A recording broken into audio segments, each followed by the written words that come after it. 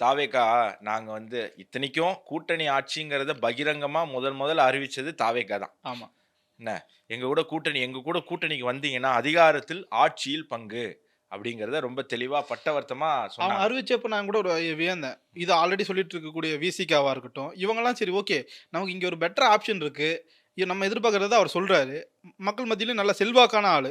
அவரா ஓட்டு இருக்கோ இல்லையோங்கிறதெல்லாம் நம்ம எலக்ஷனுக்கு பின்னாடி தான் தெரியும். பட் ஆனா மக்கள் மத்தியில இல்ல எளிமையா அந்த அவருடைய ஓட்டு வருமா இல்லையான்றத எப்படி கட்சிகள் பிரெடிக்ட் பண்றாங்கன்னா, அந்த கட்சியினுடைய டிசிப்ளின் ம். பார்க்குறாங்க. இங்க அந்த டிசிப்ளின் லேகிங் ஆகும்போது நேச்சுரலா எல்லாருக்குமே ஒரு தயக்கம் வருது. அந்த தயக்கம் தான் நீங்க ஏன் தாவேக்காவுக்கு வந்து டிசிப்ளினுக்குலாம் போறீங்க? தேர்தல்ல ஜெயிச்சு, ஆட்சியிலயும், அதிகாரத்திலயும் பங்கு பெற்ற பிறகு சம்பாதிக்கிறத விட, தேர்தலுக்கு முன்னாடி பேரம் பேசி பொட்டி வாங்கி சம்பாதிக்கிறது தான் அதிகம். அது தாவேக்கால வாய்ப்பு இருக்கா? ம்.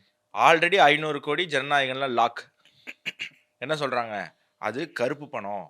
அத வெள்ளையாக்க முயற்சி பண்ணியிருக்காங்க. ம். 500 கோடிய 2000 கோடியா உள்ள கொண்டு வந்து தேர்தலுக்கு பயன்படுத்துறதுக்கு முயற்சி பண்ணாங்க. அது லாக் ஆயி நிக்கிது. இப்ப நம்ம போனா பொட்டி கிடைக்குமா? அப்படிங்கிற ஒரு கேள்வி வருது. இப்போ தாவேக்கா என்ன சொல்றாங்க, நாங்க டோர் எல்லாம் தொறந்து போட்டு வெயிட் பண்ணிட்டு இருக்கோம். யார் வேணா வாங்க அப்படின்னு சொல்லி. யாருமே வரல அப்படிங்கிறது இல்ல. டோர தொறந்து போயிட்டு இருந்தா, வெளில இருந்து உள்ள வர்றது இருக்கட்டும். உள்ள இருந்து வெளில போறத முதல்ல நீங்க தடுத்து நிறுத்தணும். நீங்க வேணா பாருங்க, தேர்தல் சமயம் நெருங்க தாவேக்காவுல இருக்கக்கூடிய முக்கிய புள்ளிகள், முக்கியமான மாவட்ட தலைவர்கள், முக்கியமான ரசிகர் மன்ற தலைவர்கள், எத்தன பேர் திமுக, எத்தன பேர் அதிமுக, எத்தன பேர் பாஜக போறாங்க அப்படிங்கிறத மட்டும் நீங்க வெயிட் பண்ணி பாருங்க. கடைசியில பனையூர்ல உட்காந்துக்கிட்டு, விஜய் அவர்களும், புஷி ஆனந்த் அவர்களும், எங்க நம்ம தப்பு பண்ணோம்?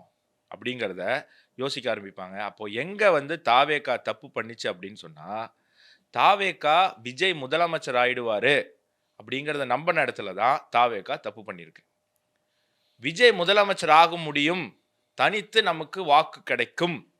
அப்படின்னு அவங்க எங்க நம்புனாங்களோ, அங்க தான் தாவேக்கா தோற்கப்பட்டிருக்கு. உங்களுக்கு உண்மையிலேயே மாற்றம் தான் தேவை. ஊழல் ஒழியணும் அப்படின்னு சொன்னா, நீங்க உங்களுடைய ஸ்ட்ரென்த் படி தான் அரசியலுக்குள்ள வரணும். அதற்கு மிகப்பெரிய உதாரணம் பவன் கல்யாண்.